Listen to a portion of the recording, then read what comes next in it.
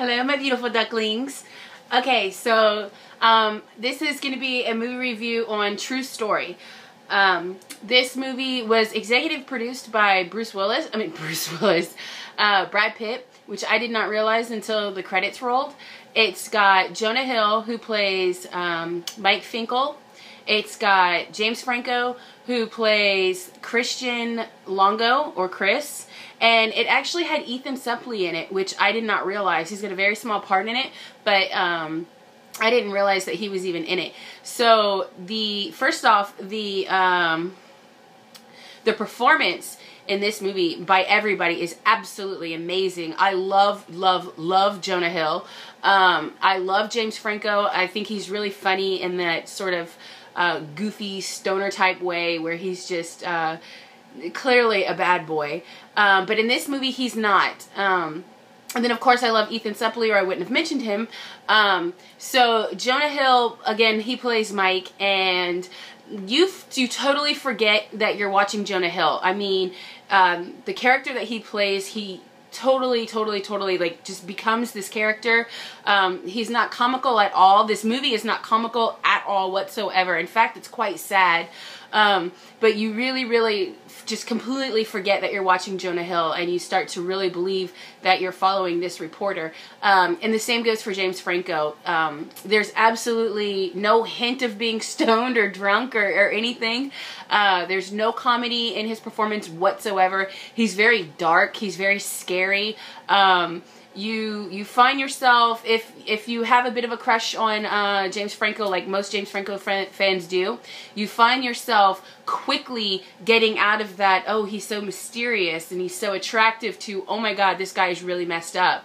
So I'm not going to be able to say too much about this movie because pretty much anything you say is going to be a spoiler, because going into this movie, it ends up being something completely different than what you expect it to be, but in a good way. This movie was, I can't say enough about this movie. It was absolutely amazing. I loved this movie so much. I'm probably going to watch this movie again within the month, just because it was that good of a story, and you want to sort of pick apart every little thing that maybe you missed or you didn't pick up on.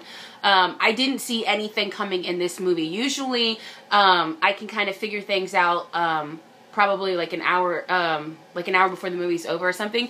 The movie is only an hour and 30 minutes long. But usually you kind of can tell what's going on. In this movie, I had no idea what was going on anywhere. The only negative that I will say is the very last 2 minutes of the movie. I could have done without. I thought it was a bit confusing. I didn't really see the point of it. I don't even think it was 2 minutes. I think it was closer to a minute. I didn't really see the point of it. It sort of made you feel like it was going one direction and it didn't go. So I kind of didn't care for the very last bit of the movie. But other than that, it was a phenomenal movie. So the basis of the movie is Mike Finkel is a reporter for the New York Times, and he's prestige, like he's got like 10 covers and everything. Like he's a really I don't want to say well known, but you know, he's like their go-to reporter, I assume. So what happens is he's doing a piece on an aid thing, which I believe is supposed to be based in Africa. So he's doing like a piece on it where they're just being mistreated and beaten and everything else. Well, when he gets back to his home office, she basically tells him, instead of writing a piece on all of these children, just write it on one. Write it from one viewpoint, from one child's view, because that way the readers can connect with him, and it'll connect better, and we can get more proper aid, and we can get more people to recognize what's going on, how they're being mistreated and stuff. So what he does is he takes 5 different stories, 5 different children's stories, and he puts them on the face of one child. And the stories themselves are like really heart-wrenching. By the way, I don't know if I mentioned yet, but this is based on a true story. This really happened. And there's a book about it and everything. I have not searched any of that yet because I wanted to go in this with open eyes, because I was super excited to see this movie, and I've been waiting on it for a while. So I don't know any part of that. All I know is what I saw from the movie. However, I will probably end up reading that book. Okay, so he does the piece, and then his editor sort of like backs him into a corner and just like throws him to the wolves. when they find out, what he's done is he's taken a picture of the one boy that's been like beaten really badly, and he uses him as the face, but then he's got another boy's name, so it doesn't match. Like, this picture is not this boy. So when they find that out, she just throws him to the wolves and is like, you know, you lied, you made this up, you did this, you did that. And so he ends up getting fired. And so now he's basically trying to figure out, okay, how am I going to continue on with my career? Nobody's going to want me to write for them anymore. And this is when James Franco, who plays Christian Longo, he plays Chris. They call him Chris in the movie. So he starts using his name, basically steals his identity. Now, the story with Chris is, if you remember from the trailers, he's in prison, and he's been using Mike's name. What happened was he's being accused of killing his wife and his 3 children. Is it 3 or 4? Yeah, it's 3 children.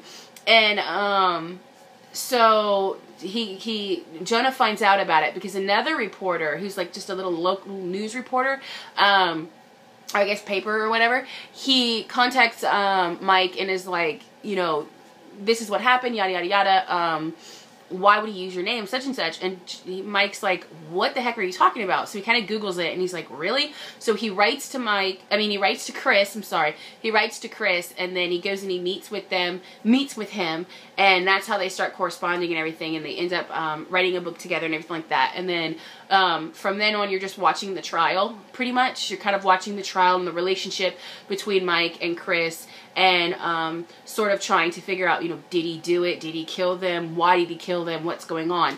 And that's all I'm going to say about that, because there's so many twists and turns in this movie where, like, you're going this way with, like, you know, oh, and then you go this way with, like, oh my gosh, and, like, you're not going to be able to figure it out, or at least I wasn't. So anyway, I thoroughly enjoyed this movie. I thought it was amazing. The performance was amazing. The, you know, I don't want to say costumes, wardrobe. The wardrobe was amazing. Just the camera angles, the lighting, like, everything was on point. Everybody did such a great job with this. If you haven't seen this movie yet, go check it out any which way you can. If you want to wait till Redbox, I guess, you know, that's your prerogative. I wouldn't wait. Personally, I definitely think it's worth the ticket. When it does come out on DVD, I would say buy it, because, like I said, you're gonna watch it more than once. At least I am. But I really enjoy these kinds of movies. Like Changeling, I haven't done a review on it yet, but I will. I really enjoyed that. That's based off a true story. I have that in my DVD case, which is fully stocked with brand new snacks. So anyway, I give it 2 thumbs up. And I say buy. I absolutely say buy. I absolutely say get a ticket, go see it at the theater. It's definitely worth it. And that being said, the council has spoken. If you have any other movies, series, or books that you would like me to check out or review, leave a comment down below. Don't forget to like and subscribe. If you cannot subscribe, then favorite me right up there so that you can still get all of the joy of my goofiness. And that's it for now. Bye, kids.